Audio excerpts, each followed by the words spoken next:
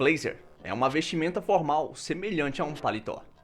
Também é uma antiga palavra inglesa usada para designar uma pessoa que demarca trilhas nas selvas e florestas, assim como também pode ser chamada de trailblazer, que significa pioneiro, desbravador. Pois é, essa é a origem do nome do monstro que aterrorizou a vida de muitos nóias aqui no Brasil. E eu não tô exagerando nem um pouco ao chamar esse monstro de monstro.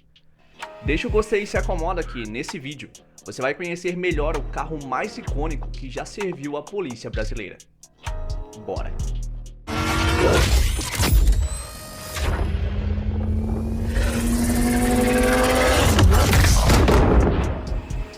A história do Blazer começa em 1969. Ele foi a resposta ao Bronco, um modelo da Ford que estava atraindo a atenção dos consumidores na época. Pois bem, assim como seu concorrente, o Blazer se firmou muito bem no mercado, sobreviveu, marcou gerações e se atualizou ao longo dos anos. Mas no Brasil ele só rodaria a partir de 1995, já com uma frente redesenhada, exclusivo para mercados emergentes. Por aqui, estava à sua disposição dois tipos de motorização: o 4 cilindros 2.2 de 106 cavalos e o 4.3 V6 de 180 cavalos de potência. Lembre-se, estamos falando da década de 90. Um 993 da mesma época, equipado com Boxer 6 aspirado, gerava 285 cavalos de potência e finalizava o 0 a 100 em 5,3 segundos. Só que ele era um carro desenvolvido para um bom desempenho. Já o Blazer foi projetado para você colocar sua família dentro e ir passear. Então ele merece respeito. E é especialmente essa versão V6 que eu vou comentar. O seu motor faz parte da família bem-sucedida de motores V6 da GM. O seu bloco, assim como o cabeçote, são feitos de ferro fundido. E falando dos pistões, eles possuem um diâmetro de 101,60 mm. São um dos maiores pistões de toda a indústria automobilística. A termos de comparação, o pistão de um MB 1620 possui 97,5 mm de diâmetro. Na parte de baixo do motor, a gente tem um virabrequim do tipo cruzado. E isso ajuda a explicar pra gente do porquê do Blazer atingir a sua potência e torque máximo em rotações tão baixas. Pra quem não sabe, existem dois tipos de virabrequim: o plano e o cruzado. Marcas como a Ferrari normalmente utilizam em seus motores o virabrequim do tipo plano. Eles são mais leves e por esse fato o motor gira mais.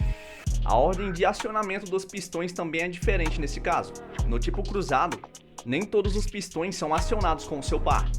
Veja, o pistão número 1, que se posiciona na parte da frente do motor, é acionado juntamente com o pistão número 8, que se localiza na parte de trás do bloco. Essa mesma situação torna a acontecer com o pistão 7 e o 2. Já no tipo plano, os pistões sempre são acionados com o seu par. Essas ordens diferentes de ignição são perceptíveis ao escutar o som da máquina. Se liga só.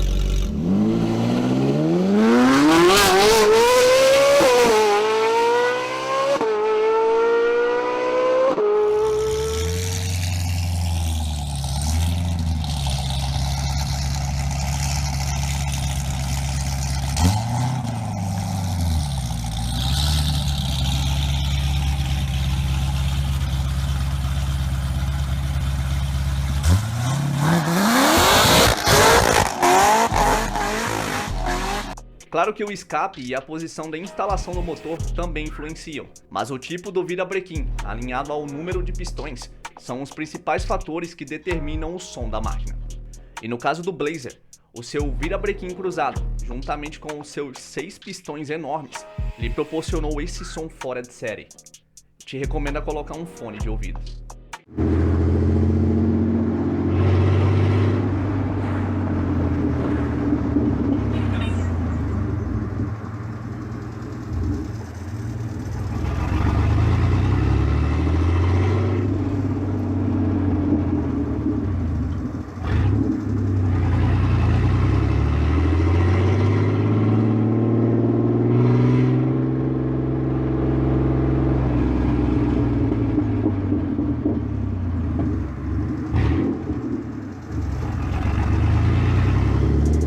Mas esse monstro não era conhecido e respeitado só pelo seu rugido absurdo, mas também pela dificuldade para domá-lo. O tipo de tração padrão do Blazer era o RWD, mas uma versão em especial também contava com o tipo AWD. Falando do sistema de suspensão, na dianteira estava presente o sistema de braços duplos sobrepostos, alinhado a molas, e na traseira foi instalado o feixe de molas. Esse sistema era o responsável por dar o balanço característico desse carro, mas ao mesmo tempo também o tornava mais instável. Agora eu vou resumir tudo o que eu falei até aqui: potência, tração traseira e uma suspensão instável. Você tinha que ser muito bom de volante para guiar esse carro em altas velocidades, ou controlá-lo em situações de riscos. E isso deixa ainda mais claro pra gente o nível de habilidade dos nossos pilotos. O motor V6 deu adeus à linha Blazer em 2004. Já a vez do monstro em si se despedir do mercado brasileiro chegou em 2011. Até vieram sucessores como o Trailblazer e também o novo GM Blazer, mas nenhum deles tinha o mesmo carisma do monstro da década de 90. Ainda há muitos exemplares rodando por aí, mas um dia só restarão as unidades do Museu da GM e as dos colecionadores.